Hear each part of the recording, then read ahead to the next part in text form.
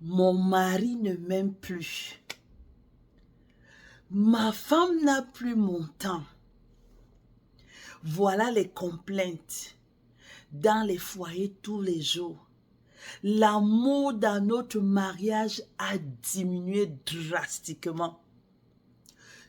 Que pouvons-nous faire? Oui, dans cette vidéo, nous allons découvrir ensemble le vrai secret de l'amour. Salut, salut à tous et bienvenue encore dans notre chaîne. Si vous nous visionnez pour la première fois, vous êtes les bienvenus. Le plus souvent, lorsqu'on est fiancé, c'est le coup de foudre. C'est-à-dire que on a un amour profond envers son partenaire, son futur mari ou sa future épouse. Et cela grandit jusqu'au jour où on se marie. Cet élan, cet amour dure parfois 1 mois, pour les plus forts 1 an, 2 ans. Mais après, ça devient un peu comme de la monotonie. Chacun d'entre nous sent que, oh, mon amour est en train de diminuer, ça diminue, ça diminue. Au jour le jour, ça diminue. Et quelle est la solution?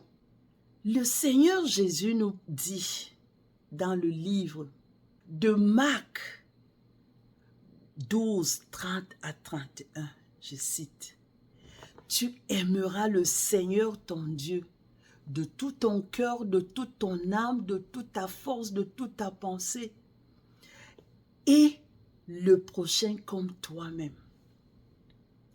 Il y a là-dedans le secret de l'amour. L'amour vient de Dieu. La parole de Dieu nous dit que Dieu est amour. Ça veut dire que Dieu est l'auteur de l'amour.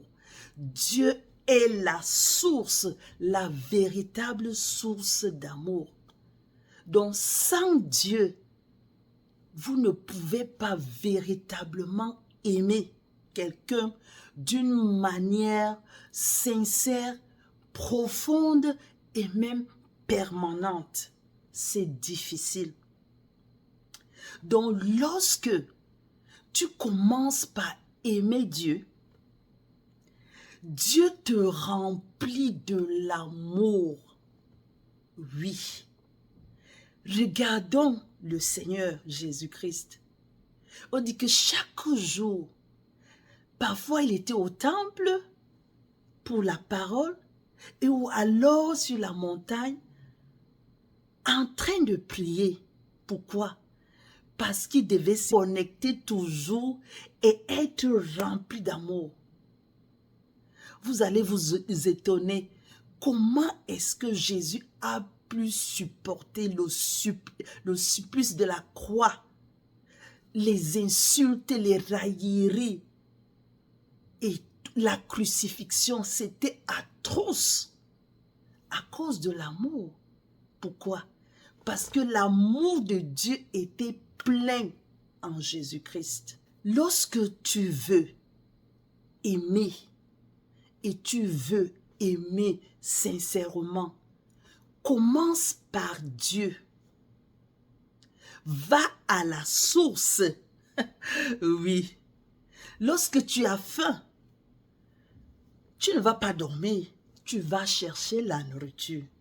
Lorsque tu as soif, tu sais exactement de quoi tu as besoin. Et tu sais ce qui va étancher ta soif. Tu sais que c'est l'eau ou un liquide. Donc, le plus souvent, nous mélangeons les choses. Tu sens un vide en toi que il n'y a pas l'amour. Mais tu crois que parfois c'est en achetant des gros cadeaux, c'est en faisant ceci. Ce n'est pas mauvais. Mais sache que cela signale qu'il y a un manque que seul Dieu peut combler.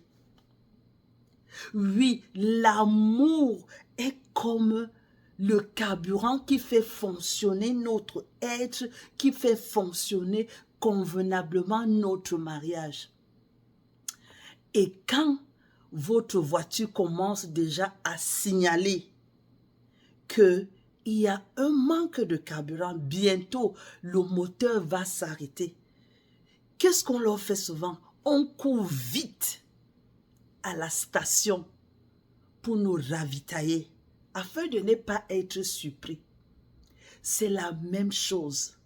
Lorsque vous sentez que, oh, mon amour envers mon épouse, ça diminue,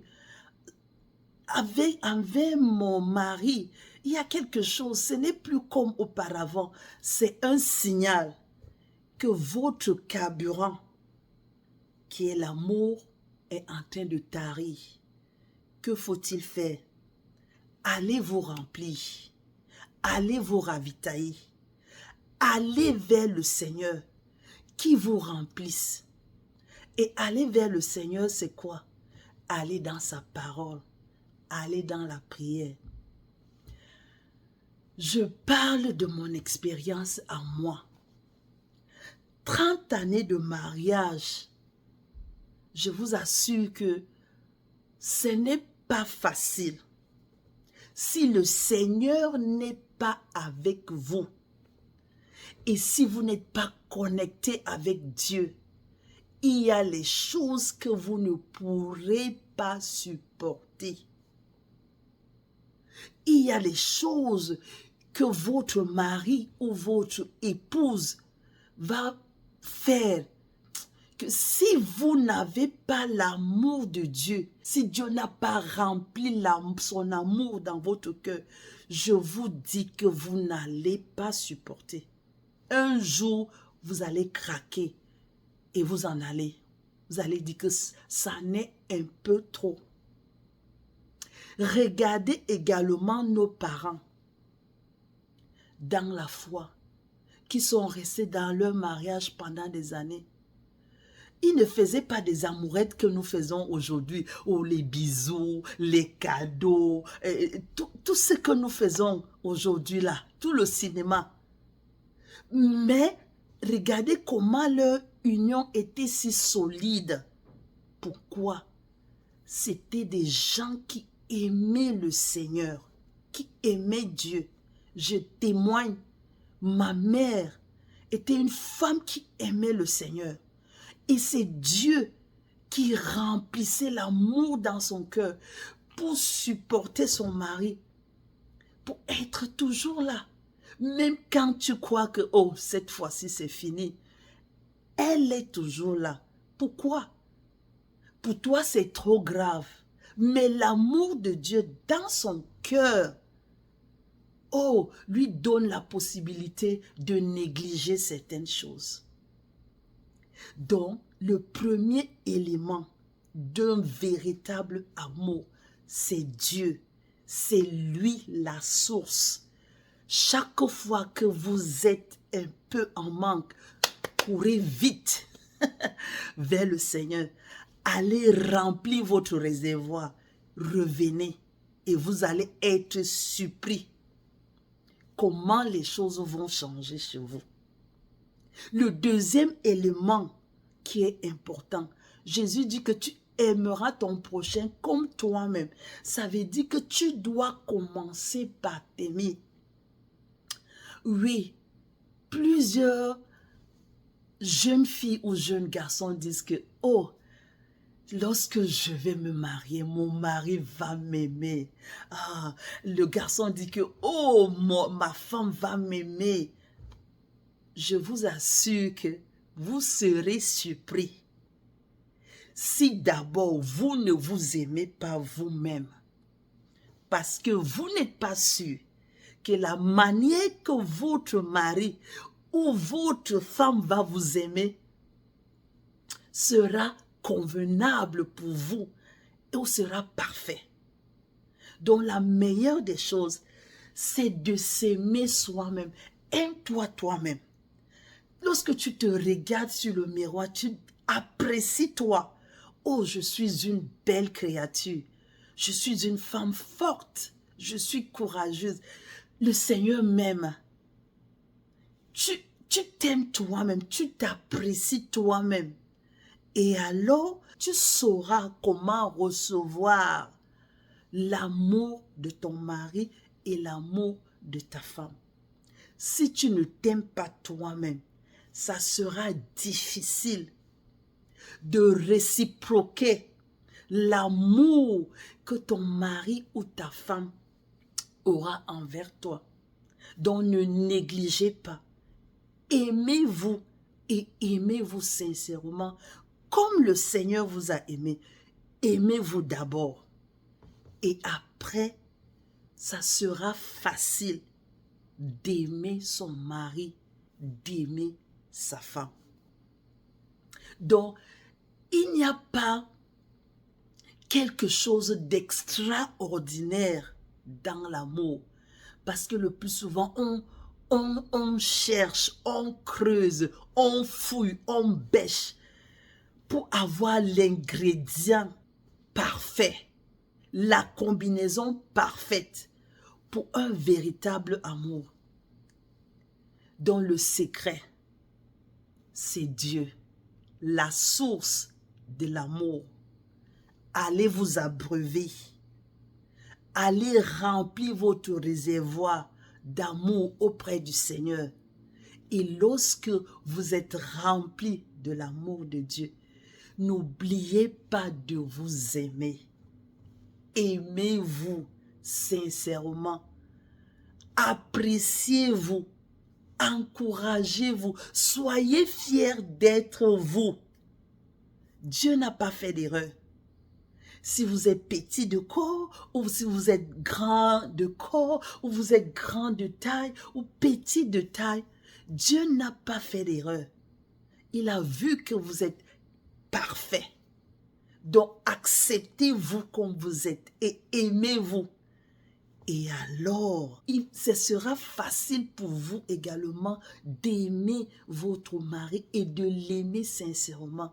Vous allez aimer votre femme et vous allez l'aimer profondément. Parce que c'est l'amour de Dieu qui nous donne cette habilité d'aimer, de supporter, d'endurer. Donc l'amour n'est pas seulement les bisous tous les jours. L'amour va au-delà. L'amour va jusqu'au sacrifice. Et si vous n'avez pas Dieu dans votre cœur, dans votre vie, je vous assure que c'est pratiquement impossible de vous sacrifier pour une personne à cause de l'amour. Donc, le véritable secret de l'amour, c'est Dieu. Il est le centre.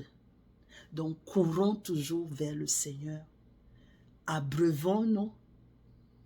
Et alors, les choses seront formidables dans notre mariage. Merci beaucoup. Et que le Seigneur vous remplisse tous les jours de beaucoup d'amour.